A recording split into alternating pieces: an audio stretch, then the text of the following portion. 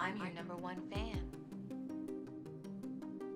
We all go a little mad sometimes. Whatever you do, don't fall asleep. What an excellent day for an exorcism. My mom and dad are gonna be... I see dead people. Hello. Hello. Is now a good time?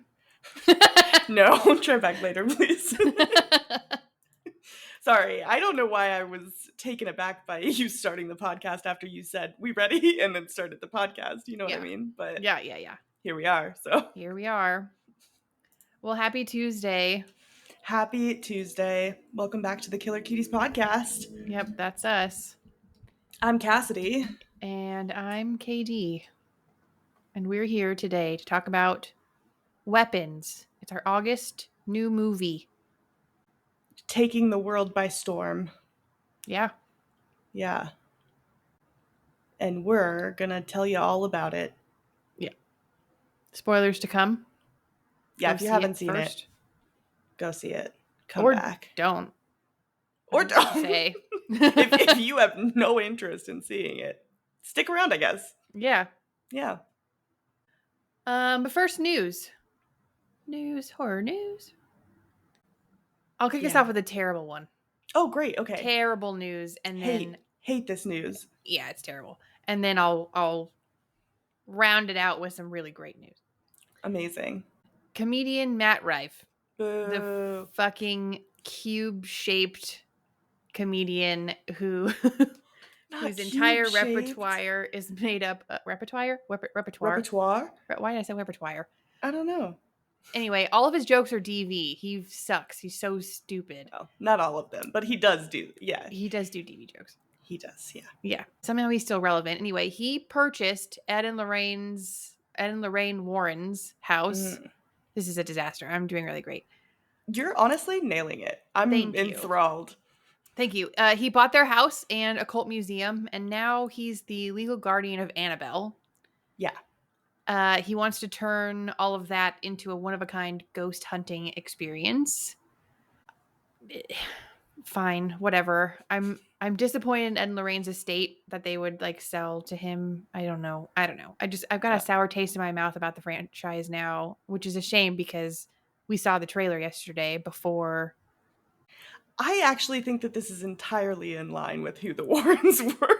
Oh, do you? Okay. Yeah. Well, because I think they're grifters. And Ed Warren, Fair. like, famously groomed a child and had an affair with her. So I Oh. think he seems God. like he would love Matt Rife. Gross. Okay. Yeah, that was in the contract to make the Conjuring series. Lorraine was like, you can't include anything about an affair. Okay. So I think they're kind of sleazy people. Makes sense. Okay. Well, He seems then like a befitting, owner. yeah, heir to Heir. the estate. Okay, that's fair. That makes Yeah. me feel a little better. Yeah, right? Now it's Weirdly. like, oh, it all comes together. Yeah. Yeah. I'm not gonna lie, when you said I have Matt Rife news, I had forgotten all about that because his new Oh. controversy is like the whole elf cosmetics thing. And I was like, oh, how is she gonna tie this into horror? Oh, yeah. I mean, we just haven't done news since all this. This was announced at Mhm. the beginning of August, and we played a game last week. Yeah, we haven't covered it yet. Yeah, and it's also like weirdly not covered as much as you would expect that kind of thing to be. It almost makes me feel Yeah. like it could be fake news, but he did post about it, so it's on Yeah. his Instagram. I saw too many people posting about, not too many, like it was everywhere, but too many actual news sites posting about it for it to be fake. Yeah. It's But weird. yeah, it didn't get that much hype, especially Mhm. which is weird because the new movie's coming out, so you'd think anything about the Warrens would be big news. Yeah. That trailer scared the shit out of me. Oh yeah, the new Conjuring one. Mm-hmm. Yeah, it's the first I'd seen it was yesterday when we watched Weapons. Yeah. I'm Yeah, I sorry don't that like happened things- to you. I don't like things on the ceiling, you know? So you loved this movie. then. I love Weapons. Oh my Weapons God. is great. Yeah. That's funny. All right, well, my turn. Yeah. The Toxic Avenger. Mm-hmm. It originally played on the festival scene 2 years ago, and I think they've played it a few other times since then. But what has screened for people is it's always been the cut down rated R version, not the unrated version. Nobody's seen that version yet. But it is set to release in theaters later this month, the unrated version. And now there's reports that theaters are getting cold feet. Oh no. Specifically because there's a scene that shows Toxie's penis, which multiple articles have called his monster dong. So it's making theaters nervous. But filmmakers have said they were also nervous about putting, like movies like Terrifier 2 and 3 in the theaters, and that they did well, so Yeah. shouldn't deter them too much. If I'm honest, this news kind of feels like just a marketing ploy. Yeah. Like, it's already set to be in theaters in like 2 weeks, so Yes. you're not pulling it. Like, don't Yeah. act like that. You've already agreed. I feel like it's just to like drum up excitement about how crazy the movie's gonna be, Yeah. People are they're gonna want to see the monster dong. Yeah, you gotta get tickets to see the monster dong in IMAX. Yeah, it almost got banned from theaters. That's how bad it is. I can't wait to see it. Yeah, exactly. Yeah. Yeah. Just reminds me of, well, I don't know, I guess. We'll never know. Nope. God, what is his name? It's embarrassing. He's like one of my favorite actors from It's Always Sunny in Philadelphia and Matilda. Danny DeVito. Thank you. Yeah, Danny DeVito. Have you seen It's Always Sunny in Philadelphia? Yes. Not all of it, but Okay. some of it. So then you know about The monster dong. yeah. Yeah. A monster condom for my Magnum dong. That's it. Mhm, Yes. mhm. Yeah, that's what all those articles reminded me of. Because literally they all say monster dong. All of them. Which is almost even more proof that is planted by the production company. Yeah. Absolutely, right? Yep. Monster they wouldn't all dong. call it that. No. Anyway. Okay, better news from me. Not better than your news. Better than my first news. Great. And honestly... No, actually, tell us in the comments after whose news. Rank the news in order of best to worst. Oh, shoot.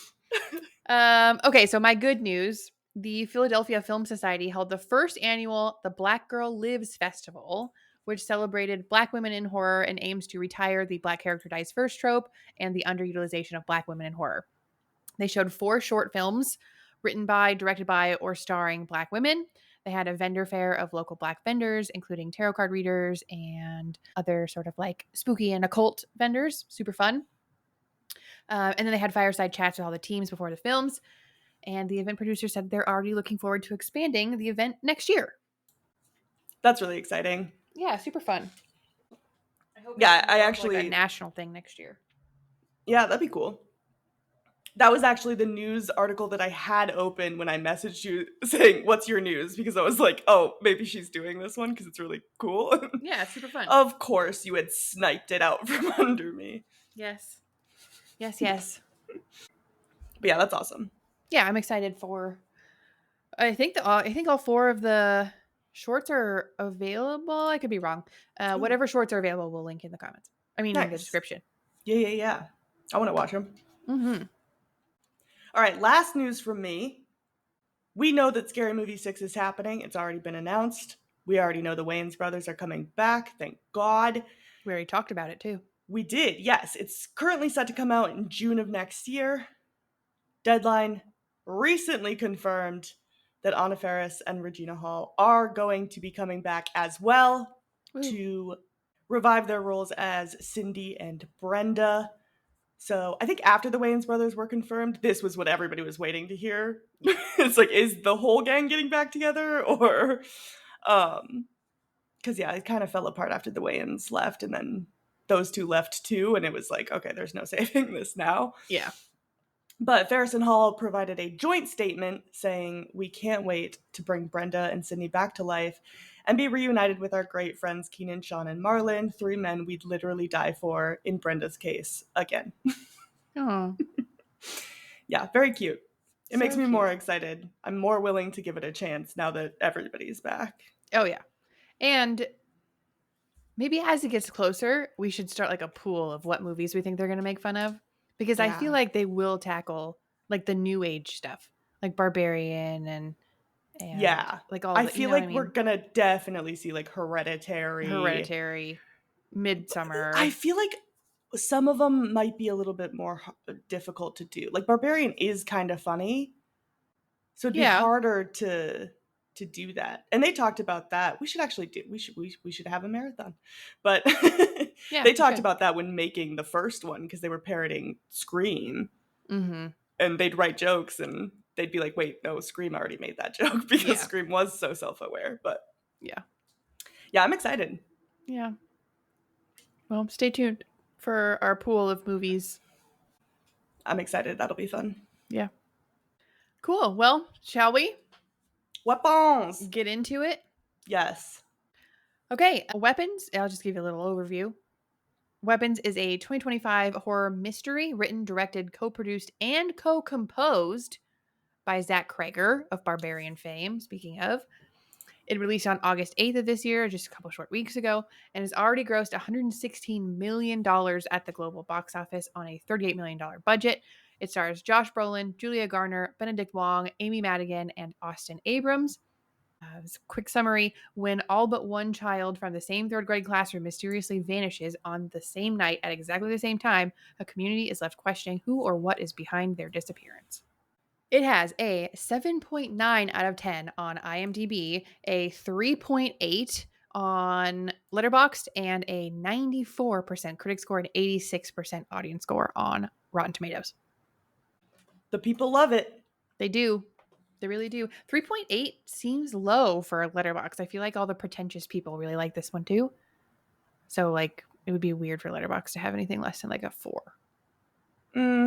I feel like you rarely see movies that are 4 and above. I know, that's what I mean. Like, should this be one of them? Who's to say? Not me. Yeah. I haven't rated it on Letterboxd yet, so I haven't contributed to the scoring. Maybe if we do, that'll change it. Maybe. In what way? Stick around to find out. Yeah. I'm going to drag it low. I'm going to drag it so... No, I'm just kidding. Yeah. It's going 0. 0 because of my rating. 0.1 out of 5. No, I think the lowest rating you can give is half, which I have done. And I'll do it again. Mm-hmm. What'd you rate at half? Good luck, Chuck. No. Half a star, I rated like a film that was made entirely out of AI. And then I'm pretty sure I gave half a star to the third Conjuring movie. I hate it so much. I can't even pretend to like that movie. I hate it. I'm sorry. Okay, no, I don't judge. I can't even think of a movie I hate enough to give a point. Well, Terrifier. There you go. Yeah. Oh yeah. I had no idea Josh Brolin was in this. And then his first scene, like he's like blurred, you can't really see him, and it just his voice or whatever. And I was like, oh my god, that sounds like Josh Brolin. Wouldn't that be funny if he was in this? And he was. Nice. Yeah, I like him. Yeah, he was really good in this. Yeah. I mean, everybody was. Sure. Wasn't a bad performance there. Yeah. I was especially impressed with Amy Madigan. Yes, but not what I was going to say. Oh, okay.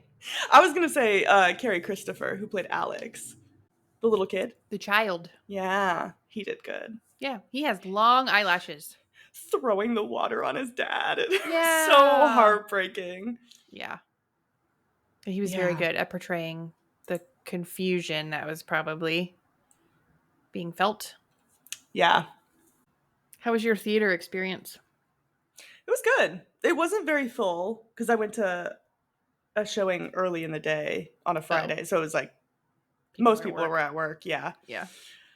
But my favorite part was when Justine falls asleep in the car and the door opens and the mom comes at her.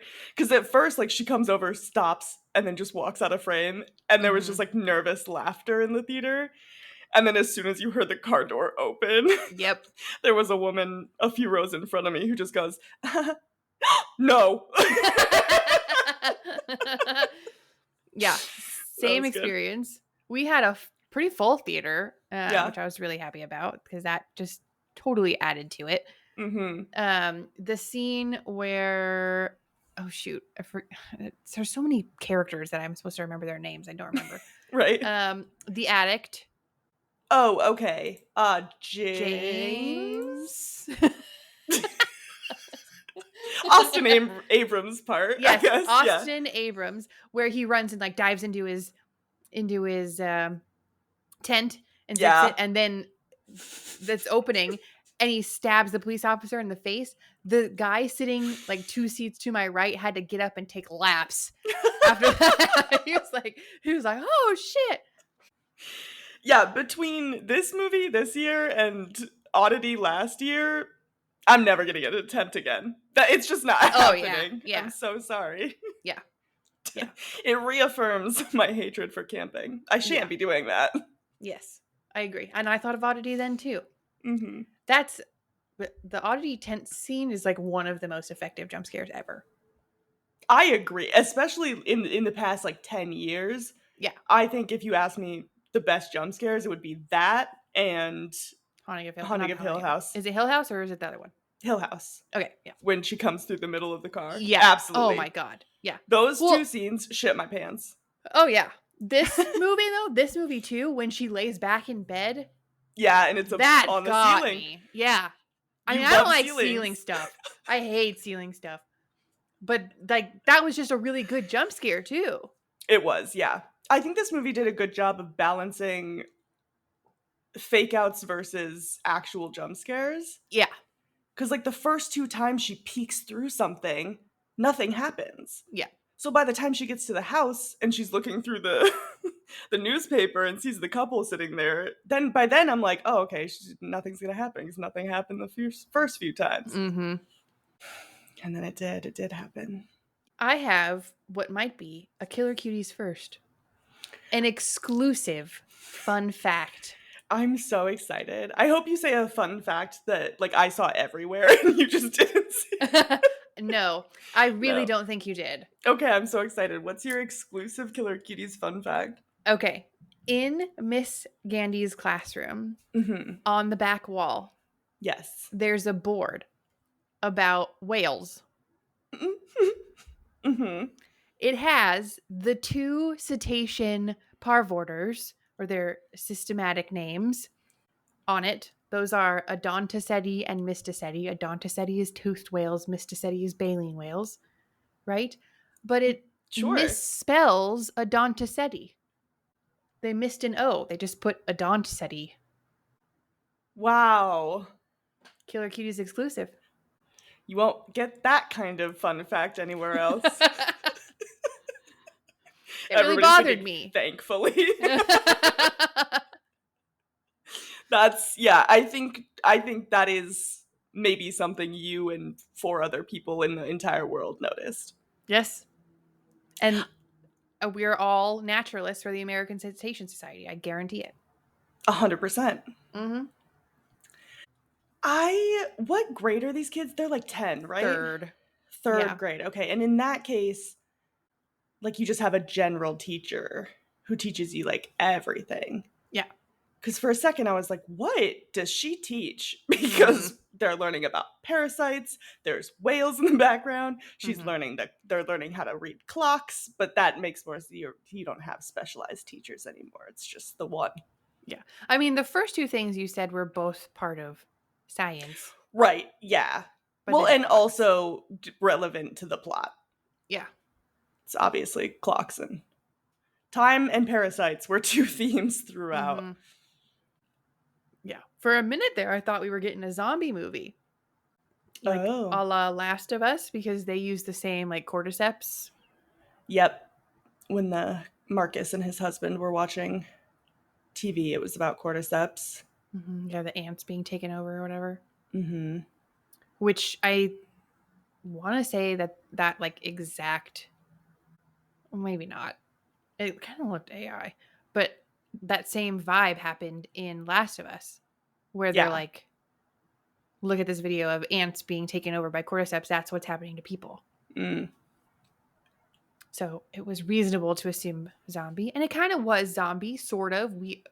I mean, they didn't really die or be reanimated.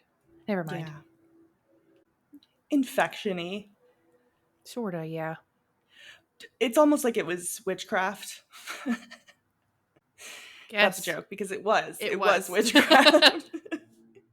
I think I had already decided it was witchcraft because they kept showing her car that said witch. So I was Yeah. like, oh, okay, it's obviously like they're trying to just get us in that mindset of that's what's going to happen. Yeah. Were there any other parasite scenes? I'm trying to remember. I feel like those were the two obvious references to parasites. Yeah, them learning about them and then the the thing. TV. Yeah. And then there was the time, of course. 217. Should we get into that? Yeah. What does it mean? Well, kind of up for interpretation, I think. They did kind of, to capitalize on that, they had theater showtimes that were at 217 to push that a little bit. Kind of fun. Yeah, that was fun. And then I think Cregger said that there were two meanings, but it's also not really plot relevant in his mind. Okay. I think what happened is that Cregger made a film and he made it about a specific thing. And then everybody who watched it was like, I think it's also about this other thing, though. Yeah. He was like, I don't think that's what it's about, but sure, yeah, you can think that. Mm-hmm. So to clarify, Cregger has said, well, he was a part of The Whitest Kids You Know, which was a comedy trope that got turned into a TV series. It was sketch comedy. And his friend, Trevor Moore, was also in that troupe. And this movie is basically a tribute to Moore, who passed away in 2021. Mm-hmm. So the whole movie is kind of a tribute to him. Specifically, the 7 hot dogs that the couple shares is a direct reference to one of their sketches. Mm-hmm. But he also said, Cregger, that the ending specifically is about the dynamic of children who have alcoholic parents and how that inversion of care happens. So while he's fine with people, having different interpretations of the movie, that was what he intended it to be about, which I think makes sense. It's very like that parasitic, like this substance is introduced and all of a sudden like you could lose a big part of you. And I think it's pretty well themed throughout too. I mean, obviously Justine is an addict. Paul is an addict who through her influence, he kind of relapses. Obviously, James's character is an addict. So I think addiction is a huge theme throughout it.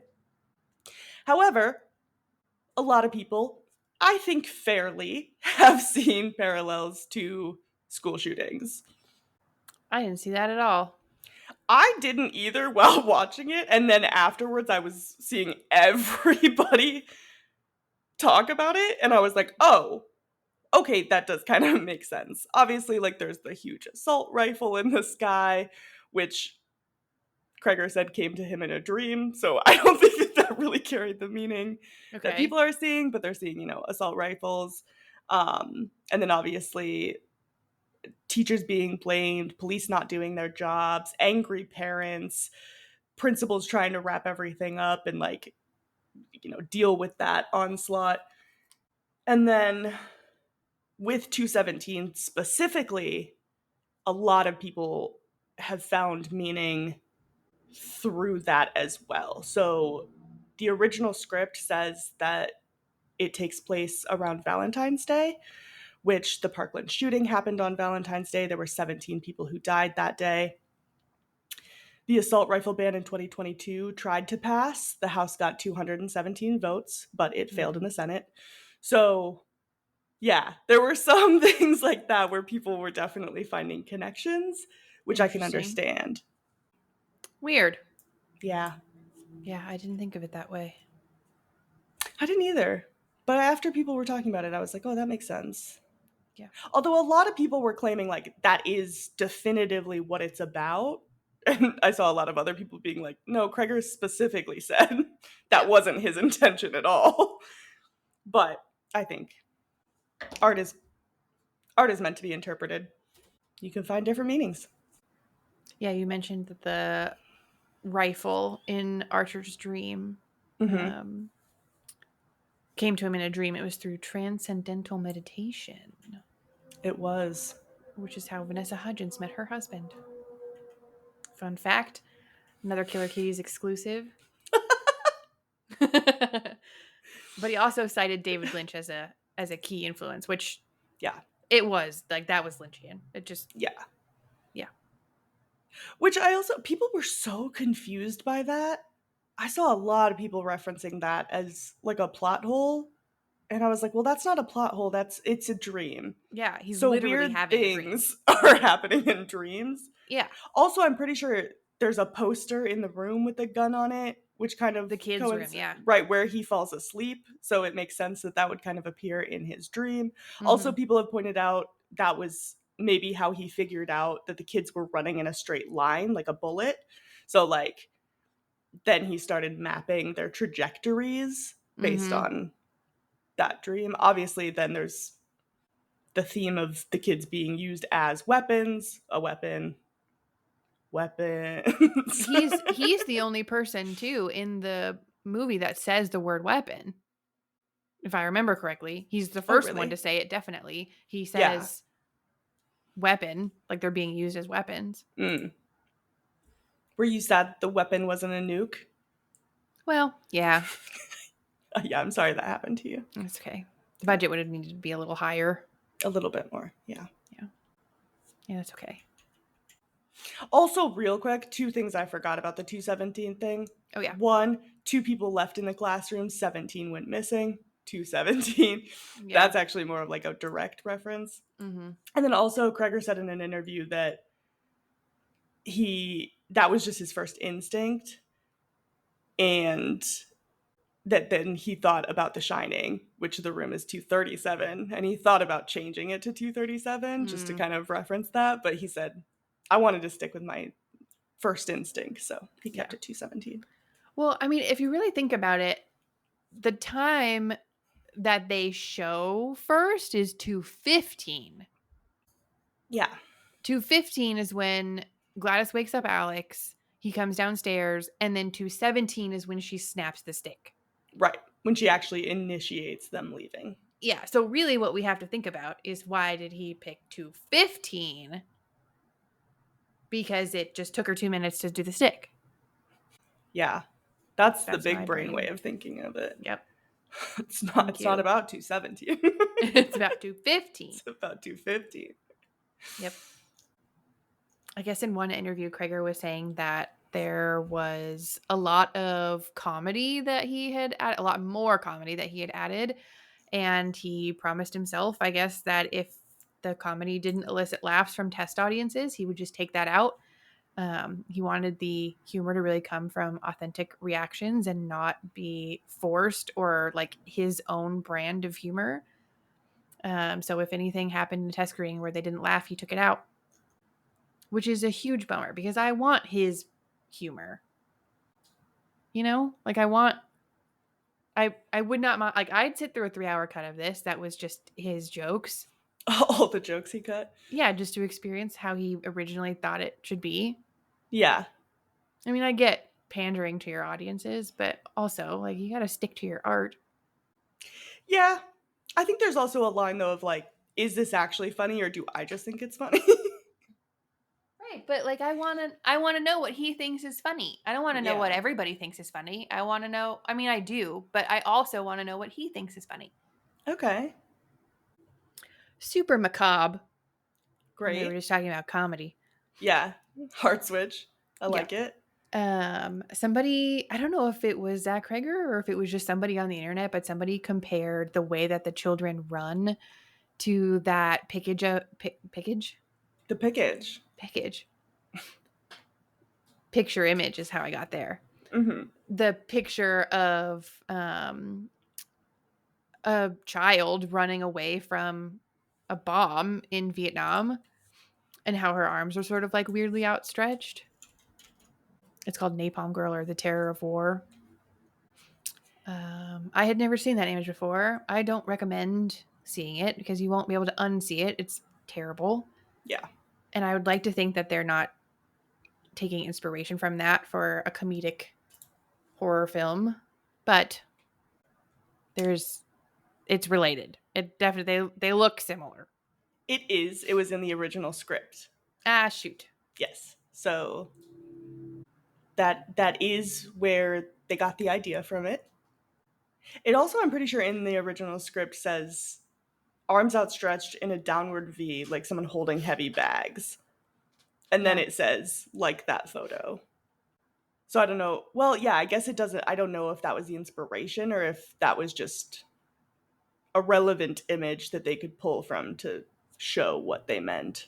Yeah. I mean, But they had it. They had it nailed when they said arms in a V holding heavy bags like that. That was all they needed. They didn't need to pull back a absolutely gut-wrenching image of historical gravity. Yeah. I mean, I don't think they meant... He's also said in interviews that he didn't mean for it to be that wasn't supposed to be comedic. It was supposed to be scary. Okay. So I don't think they were trying to like make fun of that in any way, shape, or form. Good. Other inspirations. Cregger has said if there's 3 movies that inspired weapons, it would be Magnolia, Prisoners, and Hereditary. I've seen one of those. Oh. I've seen 2. I haven't seen Magnolia. I know that Magnolia is the like multiple structured. Yeah. The like chapters for each character. Right. It inspired the structure. I know that much about Magnolia as well. I have seen Prisoners and Hereditary. I can definitely see their influence in it. What's Prisoners? You should watch again? Prisoners. It's so good. It's like 2 little girls go missing, and it's like the dad's trying to find them. It's Jake Gyllenhaal, Paul Dano. Is it horror? Hugh Jackman. No. Hugh Jackman. Yeah. I wouldn't consider it horror. Okay. More like a mystery thriller. Okay. But you should still watch it. It's very good. Sure. And then in another interview, someone said that it kind of reminded them of Stephen King. And Cregger said that maybe subconsciously that was in his mind because he remembers when he was a kid and watching the trailer for Needful Things, which is a Stephen King adaptation. Mm-hmm. And he said, the more I thought about it, the more I think that that was kind of a subconscious influence on it, because when he watched it as a kid, he was like, oh, this is about this town just absolutely imploding because of a mystery that they can't solve. Yeah. And so that's obviously kind of what's happening here too. Yeah. Oof. There were also lots of Pied Piper vibes. People were drawing a lot of parallels there. Obviously, the children are led away by a mysterious force, and that force is malevolent. Their parents are obviously distraught by that. Very sort of like similar. Mm-hmm. Oh, and I guess in the Pied Piper, I didn't know this about the Pied Piper, but one of the victims ends up killing the witch also in the Pied Piper. And in this one, they all kill her. Yeah, that was great. That was a fun scene. Yeah. I didn't know that this was body horror. I don't remember Barbarian having any like super big body horror stuff. See, I don't consider this body horror. Gory, but not the like extended scene of shaving somebody's face off or... No, that's just gore. Body horror is when your body is transforming into something scary. So like The Fly, that's body horror. See, I wouldn't call The Fly body horror because it's like... I don't think you have the correct definition of body horror then. Body horror is not just gore. It's when the horror is about your own body. Yeah. Like transforming or becoming something monstrous. It's not just gore. Gore is just gore. Okay. It's like camp all over again. Yeah. Learning something new. Wow.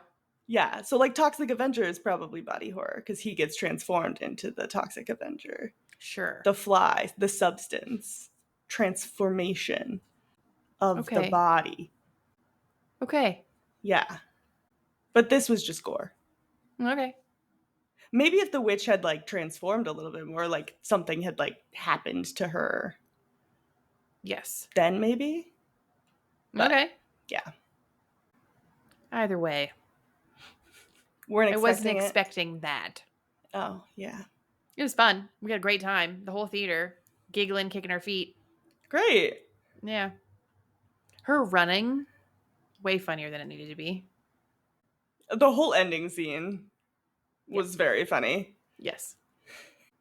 They also said it took 4 days to shoot that.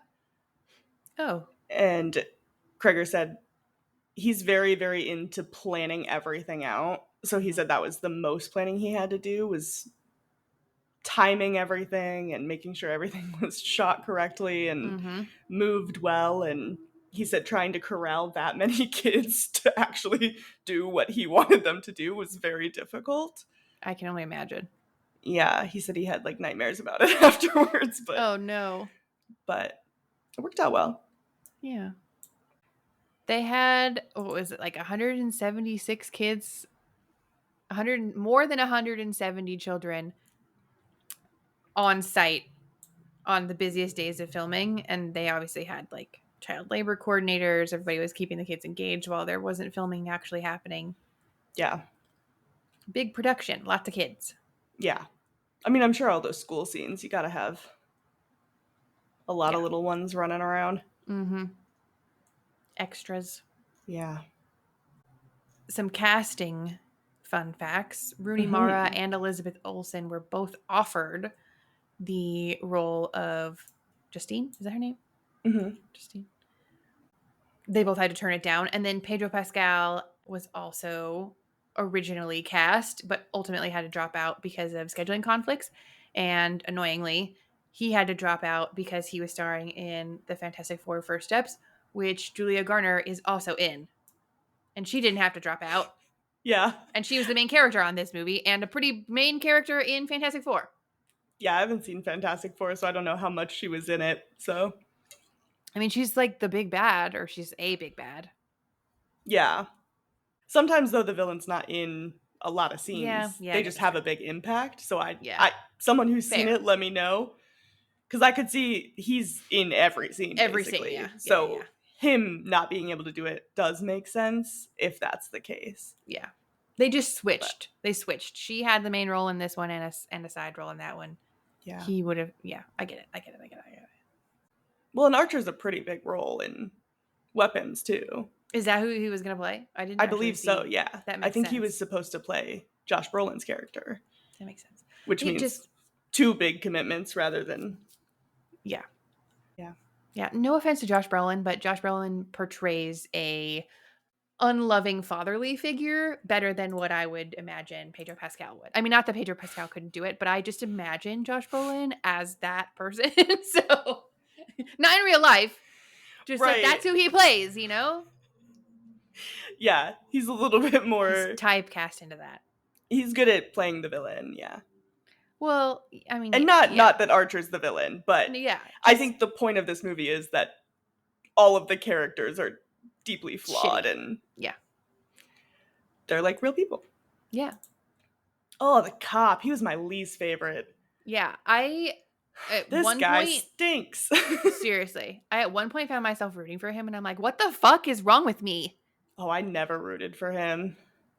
That every time I saw someone complaining about plot holes, which by the way, every time they said there was a plot hole, it was just they weren't paying attention. But yeah, and not to say that this is like a perfectly mapped out movie. Cregger himself has even said that he's found holes in it. Yeah, but because it's from everybody's perspective, he's like, well, they're just unreliable narrators, so this is just their version of what happened. Yeah. And I think that makes sense. Even in the opening monologue, she says, like, a lot of this has been lost because nobody will document it, right? It's But anyways, regardless, The biggest plot hole this movie, no, it's not a plot hole. The most unrealistic part of this movie is a cop punching someone and then being worried that he's going to get fired for it. No, you're Yeah. not. You're going to get paid vacation and be fine. Like, Well, and especially being like sort of like pseudo son-in-law of the chief, like you're not worried about that. no. Yeah. Not even a little bit. Yeah, so fair. Yeah, he's fine. I was so worried. Like it would have made sense. And it's probably was the intention was to get you worried about that. I was so worried he was just gonna hit James with his car, and then nobody would know that the kids were down there. Oh. That's what I was worried about. Which is like Yeah. a very reasonable. Oh, yeah. Based on how he was acting. Very For sure. realistic. Yeah. That was another thing. People were like, oh, the biggest plot hole is that the police didn't figure any of this out themselves. But That's the most realistic part of this entire thing, is that the cops didn't do their jobs. But that's also, well, I do feel like cops and detectives are different species of people. But Species. like I feel like detectives But have it a little bit more together than cops do. In a small town like this, they're all the same people. Well, that was a specific plot point. He even said, "I'm not a detective. I'm a cop," which Yeah, that's true. is But a I thing. think they were all But still also- working on it.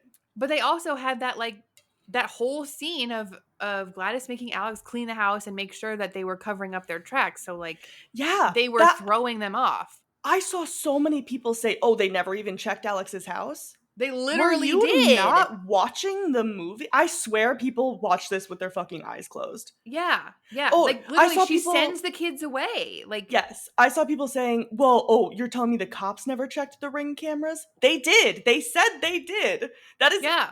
a whole thing We that saw the happens. Ring camera footage. They literally Well, showed it to us on That screen. was Archer, though. That was Archer looking I through. guess So that's true. their point was like, oh, you're telling me this guy did it, but the cops didn't. And they did. said, Archer said, I know the cops have already seen the footage. Yes. Yeah, people just Two- were not paying attention. Yeah. Which, by the way, fun little cameo from the two not main characters, but two characters from Barbarian. That was fun. Yes, Justin Long and Sarah Paxton have a little cameo. Yeah, that was fun. Which, by the way, I realized I was dodging spoilers for this movie like nobody's business. I realized I did see a spoiler. I just didn't know it was for weapons. What was it? Her saying that she's in the movie? No, it was someone had posted a picture of Justin Long and was like, oh, congrats to Justin Long for finally surviving a horror movie.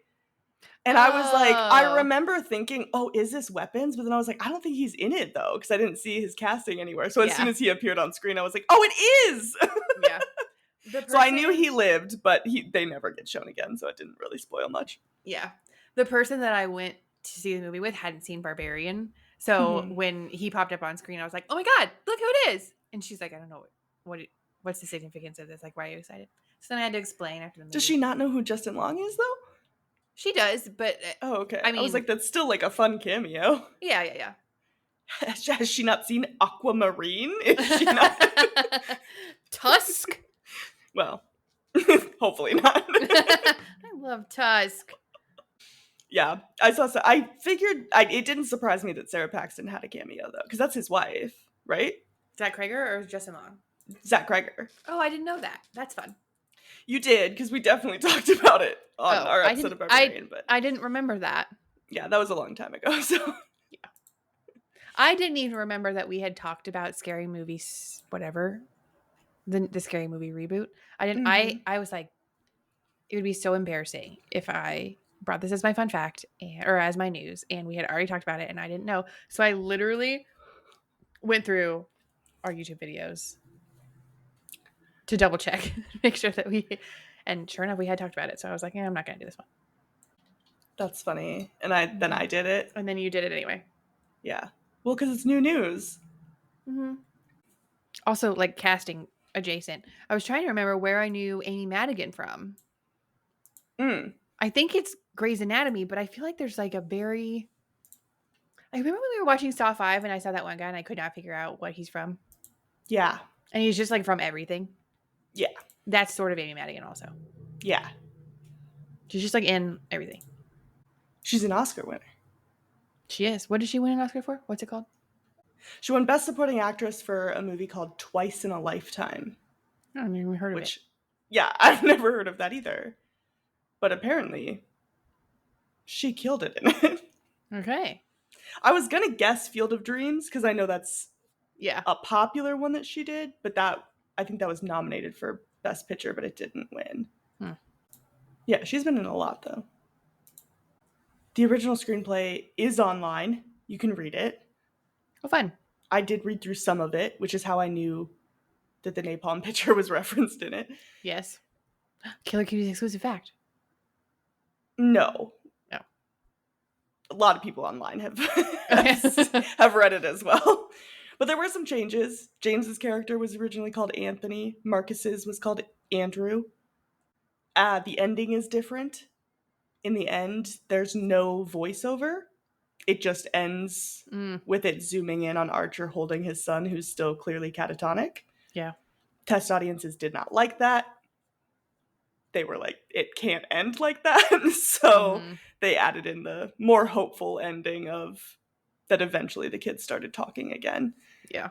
So a little bit more bleak, not surprising. America loves to change bleak endings into a little bit happier ones. Mm-hmm.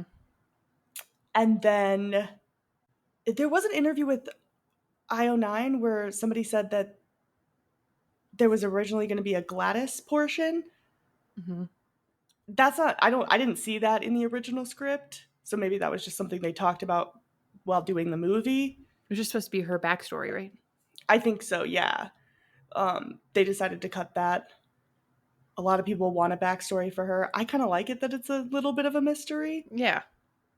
But I was disappointed. I know it ended up being fake news, but I was disappointed to hear that there was supposed to be a prequel, which, again, fake news. It's not happening.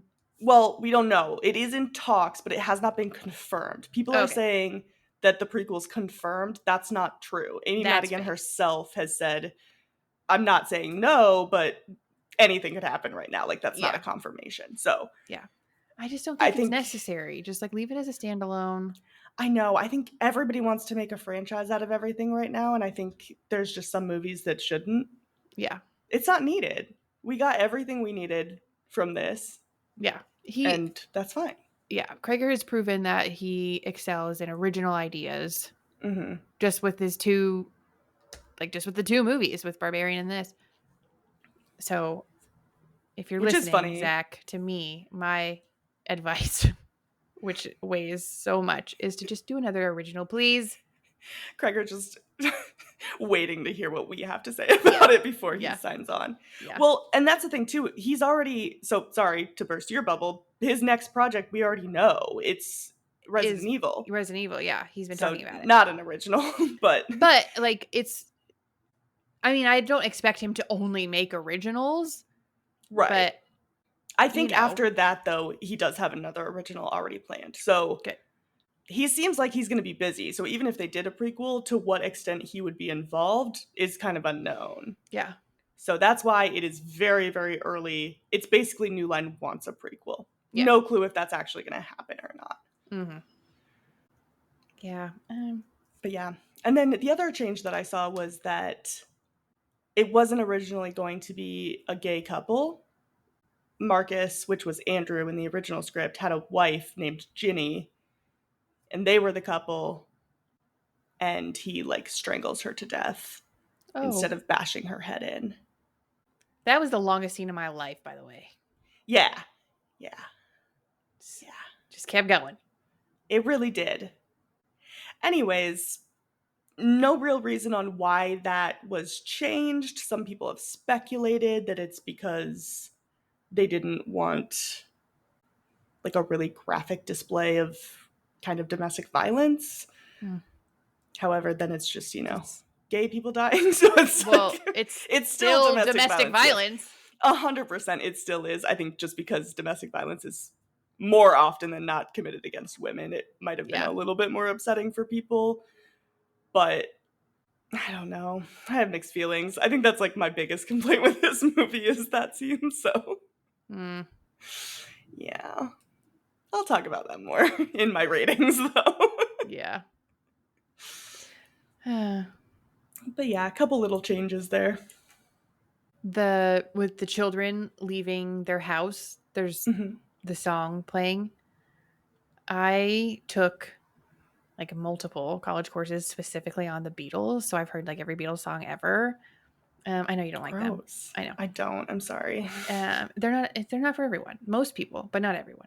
I'm not even sure that I don't love them. But anyway, it was a easy humanities class Yeah, for sure. or two. Anyway, I was like, oh my God, this sounds like the Beatles. Like, I hope this isn't like an AI Beatles song. Like, what is happening? It's Harrison. Yeah, I was right. Sort of. It was George Harrison from his solo album. It wasn't AI. Let's clear that up. No. I meant I was right that it was the Beatles. Sort of. Yes, you were not right that It was not AI. It is someone from the Beatles song. Yeah. Yeah. Oh, and it's called Beware of Darkness. There you go. Yeah. That was the actual fact. Not that I'm Right. dumb. Fun fact, I'm an idiot. Yeah. Young Cuties exclusive. Not to backtrack a little bit, but we talked a little bit about Gladys and the prequel and all that kind of stuff. Mm-hmm. But while they were filming, Cregger told Madigan that she could pick between two different options for Gladys's backstory and play it based on whichever one she picked. He said, you don't have to tell me which one you pick. He said to this day, he doesn't know which one she picked. Oh. But one of them was that Gladys was just a normal person using dark magic to cure her disease. And then the other one was that Gladys was non-human and a creature, and she was trying to like mimic a human. So, two options. He said he doesn't know which one she chose. Based on an interview with her, I don't think she did choose. She said, I used a lot of different bits of information, but I wouldn't say it's one or the other. I think it's a combination of a lot of things. People ask that question, is she real or is it this or is it that? She said, good, you guys figure it out because I can't answer that. So I don't even think she chose. I think she just kind of did a combination of both and said people can decide for themselves. Cute. Yeah. Love that. I don't know that I like either better than the other either, so that works out.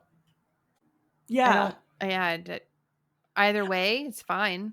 I think my interpretation was also kind of that it was a little bit of both. That I was thinking she started as a human and then kind of slowly transformed into a creature because of her use of dark magic.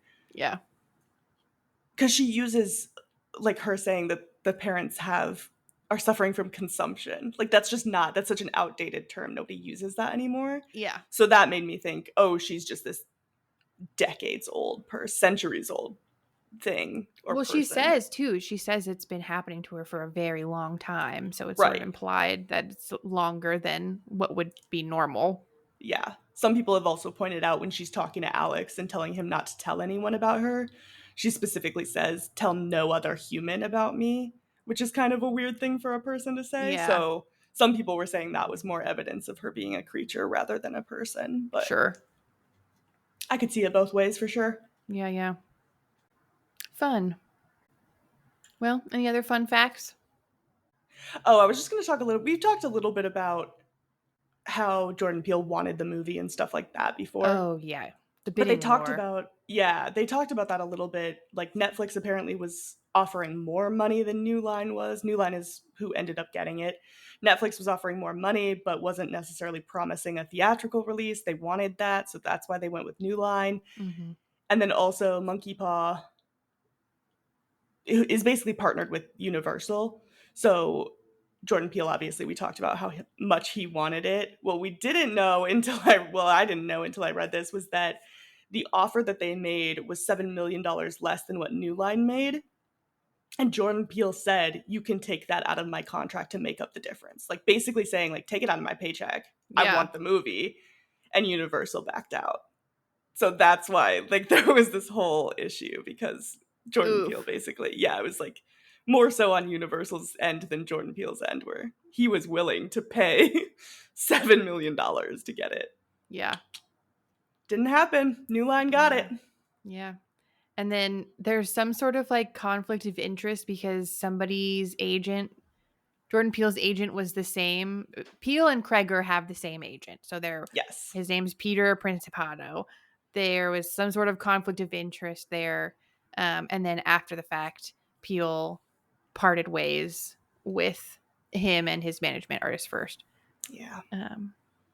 There's not like really clear like this is why that happened, but I mean, it does sort of feel like he chose Cregger over Peele, which would be damaging to that relationship. Well, I don't know if it was him choosing it over that, but I think that there might have been worries that was because, I mean, he has to represent both, right? Exactly. Yeah, who's to say if that... I think he was doing what was in Cregger's best interest, but it's not necessarily his fault that Universal backed out, right? Like, that's... Peele was willing to give the money that they were asking for, or that they could get, you know? So, yeah. I don't know if it was necessarily his fault that it didn't happen, but Principato's obviously not Peele's. Yeah, but people are saying, like, this was a huge deal when this movie got picked up. They were basically saying it's kind of unprecedented in modern times for directors who are essentially on their second project to get deals this good. And Cregger has done other movies, but I don't think they were like full theatrical releases. So I think this Barbarian was his first like fully theatrical feature film. And they were comparing it to M. Night Shyamalan's deals post The Sixth Sense. Big deals. Which is also crazy because like the Barbarian and Sixth Sense are not, to me, on the same level at all. Like Sixth Sense, Barbarian is very good, but it's not the Sixth Sense. You know what I mean? No, nothing is. But I think they're just comparing it in terms of like having this sleeper hit and then getting these huge deals afterwards. Yeah. Not necessarily comparing the films themselves. Sure. Because Barbarian, this guy just came out of nowhere. Yeah. And it did very well. So I think people were willing to invest that in him. And rightfully so. Weapons is doing very well. It's doing very well. Yeah. It's like one of the best original horror stories ever. Like not a franchise. One of the most successful. Oh, like movie-wise. Yeah. Okay. Like I thought you were just saying money-wise. You like the story. No. Yeah, sure. No. Money-wise, it's performing the best of almost any original horror story. Yeah. That is not a franchise. Part of a franchise. Like an original idea. Which it's been a big year for that, because Sinners also. Yeah. I think Sinners did better than Weapons, right? Had to have. I mean, it's been out for months. Sinners is still in theaters, Jesus. Yeah. I don't think it is, but it should be. I would go see it again. Yeah, I wish I had seen it in theaters. That was my bad. I tried to tell you. I know. Do you have any other fun facts? I think that'll do it. All right. Let's rate it. Let's rate it. How scary did you think it was? I gave it a 2. I think it started off stronger than it ended. By the end, it was kind of a little bit more campy and fun. Goofy. Yeah. But the first half, it was a little spooky. There were definitely some good moments of tension, a few good jump scares. The car scene was crazy. When I heard that door pop, I also was saying, oh no. Yeah. What about you? I gave it a 3. Yeah. Similar, one of my higher rated films, or scary wise, because it had very effective tension. It had really good jump scares. It might have been higher, but there was a lot of comic relief. Yeah, for sure. Yep. Yeah, I don't know. It was meant to be super traumatizing, but yeah, I think it towed the line of scary and funny. Yeah, it was good. Yeah, good tone. Yeah. How sexy did you think it was? I gave it a 2.5 just for vibes. You know, just Zach Cregger being back, Josh Brolin, just vibes. It's like sometimes software's sexy. This movie is just, sexy, Did you say software? Yeah. No, you've never heard that? Or like a job is sexy? Like, oh yeah, you've got a really sexy job. Like they don't mean like you're in the sex industry. It's right. Just like the vibe of it. Job. Yeah. Yeah.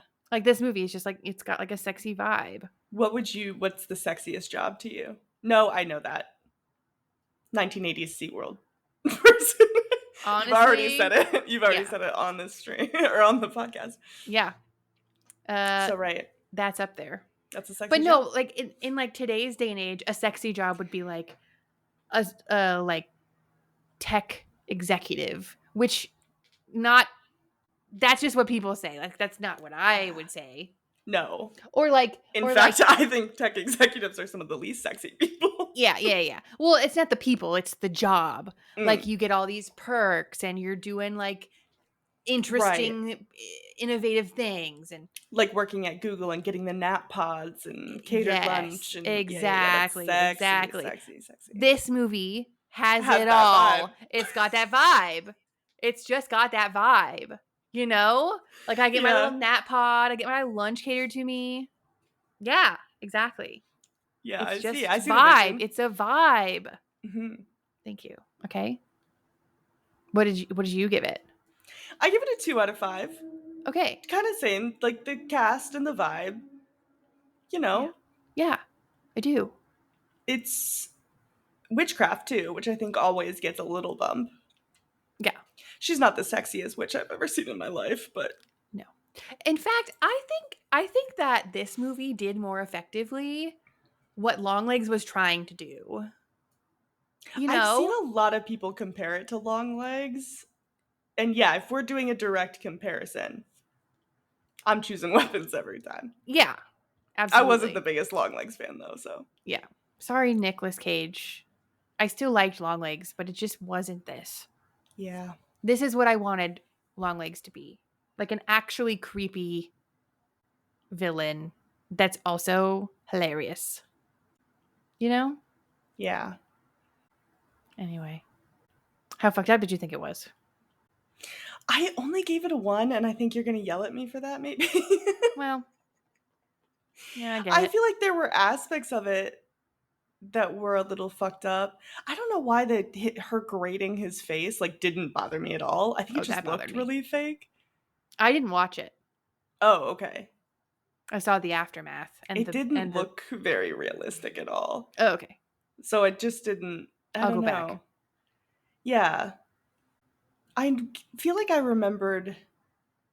Oh, I think I gave it half a point just because of Alex's whole story. That it was so sad. That poor kid. Just devastating. Yeah. But the actual like gore and stuff like that, I don't know, it didn't bother me.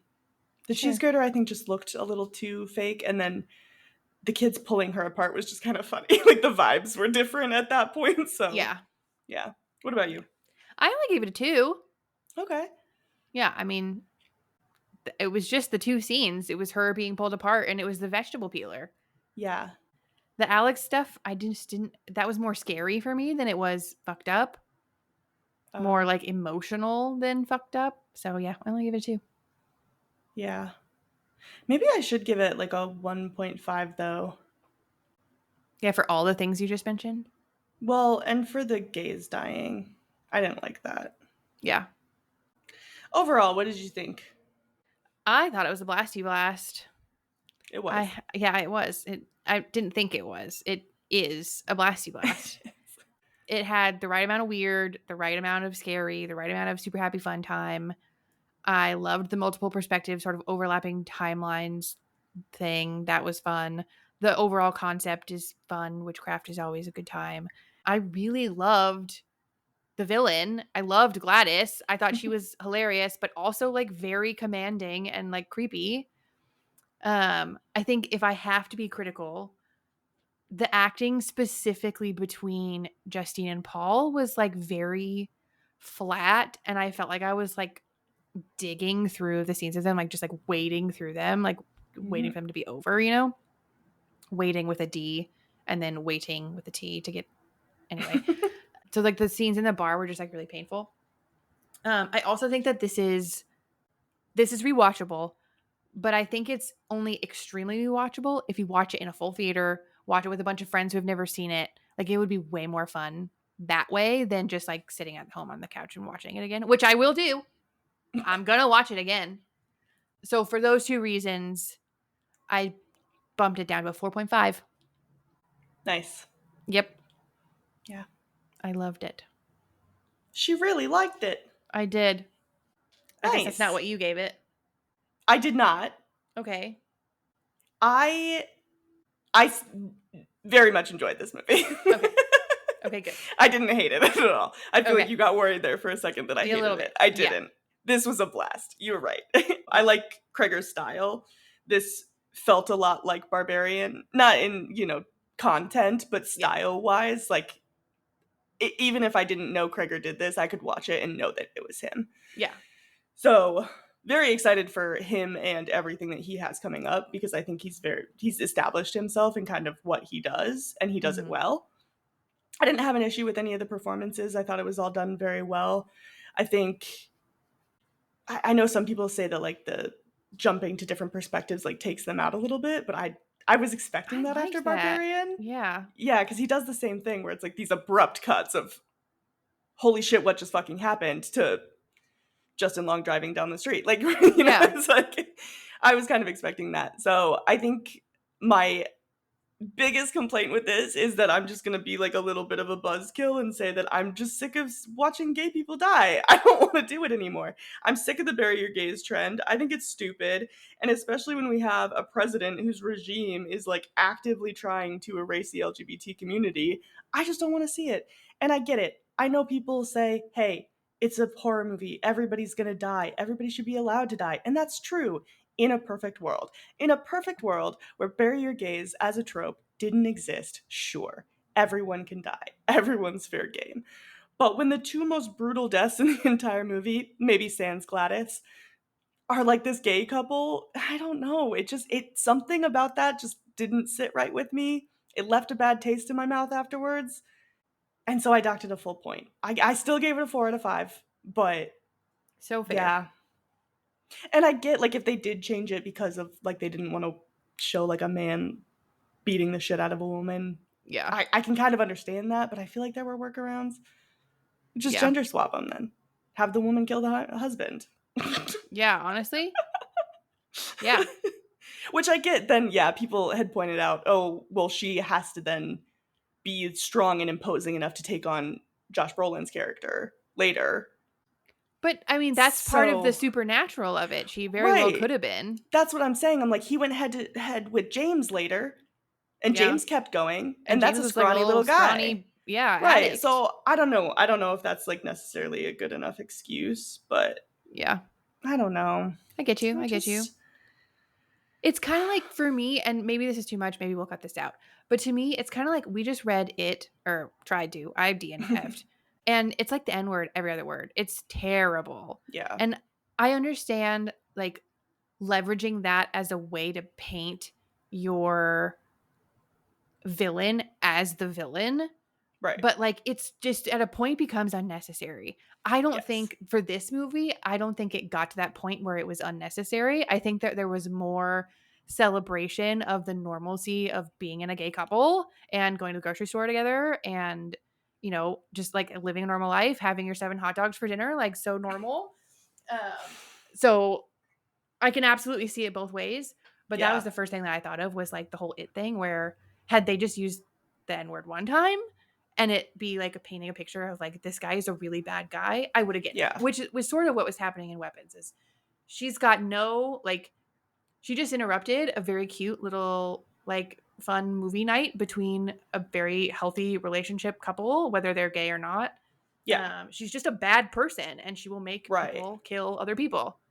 Which and to be clear, like, I don't necessarily think that the portrayal of the couple was done in bad faith. Sure. I think it's just one of those things where the gay community has had to watch this happen to all of their representation for forever, right? Sure. Every time it's like, oh, there's a gay couple, and then they die brutally. Yeah. And it's like, oh, okay. Like, did that outweigh it? I don't know.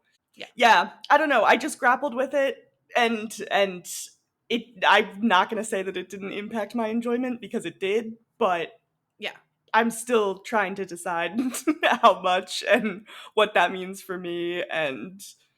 I don't know. Yeah. I guess it's kind of, I understand people who weren't impacted by it, and I understand people who were, so. Yeah. So fair. It's very valid to not want to see that anymore. So valid. It's just like, not right now, man. Yeah. Not with everything else that's going on. For sure. Yes. So valid. But yeah, overall, it was still a very fun watch. I enjoyed it. Yeah. The real question, though, is... would you survive? I mean, I don't think so. Okay. I don't know. I mean, I think if I'm in anybody's shoes, it's Josh Brolin's, but like with A the parent of the body kid. type of Justine. So like, or like maybe not the body type, but like the like, what am I Fighting trying to say? capabilities? Yeah. Got it. Yeah. So I don't know. The only reason he's alive, I mean, I would be doing that. I would be pursuing more. Where is my kid? Yeah. Than the other parents. Like, what the fuck were they doing? Just sitting around, not doing anything. That was also unrealistic to me. That the parents seem to have just like moved on, other than him. Like even the mom. Anyway, so I think I would get into the situations that he has gotten himself into, but I wouldn't be able to get out of them. Okay. So I think I'm dead. Yeah. Yeah. How about you? I don't know. I'm having a hard time deciding who I would be in this. Yeah. Probably the witch. Okay. Am Rude. I wrong? Of everybody in the movie? If I was a witch, though, I would just accept my death. I wouldn't try to kidnap children and suck the life force out of them. I'm not evil. Yeah. You know what you just sounded like? What? If I was a witch, though.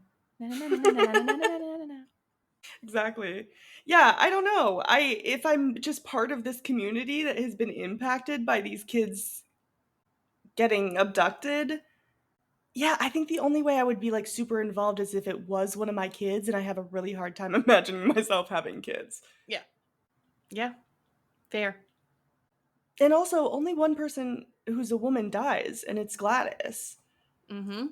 And I don't think I'm a centuries-old witch killing children, so... I'm just saying, the most likely of all the characters? I think I would be a teacher before a witch. Sure. Okay. And she Thank lives. you. She does live. And I would have no trouble shooting Paul, because that guy sucked. Yeah, honestly. Yeah. I mean, she didn't either in the grand scheme of things. She did it twice. Yeah. So I'd say maybe. Okay. I have a shot. That's not... Okay, so you're living. Yeah, why not? Okay, yeah. I think I'm being turned into a zombie A guy pawn. that is then killed. Yeah. Oh, okay. Yeah. You're more of a James. Well, no, I didn't say that. I just say that I'm not being... I'm not able to phobic. fight them off. No. That what? was my favorite line of the entire movie. What? I can't come into the police station. I'm phobic. He was great. He was so good, yeah. He was so good. Yeah, that was...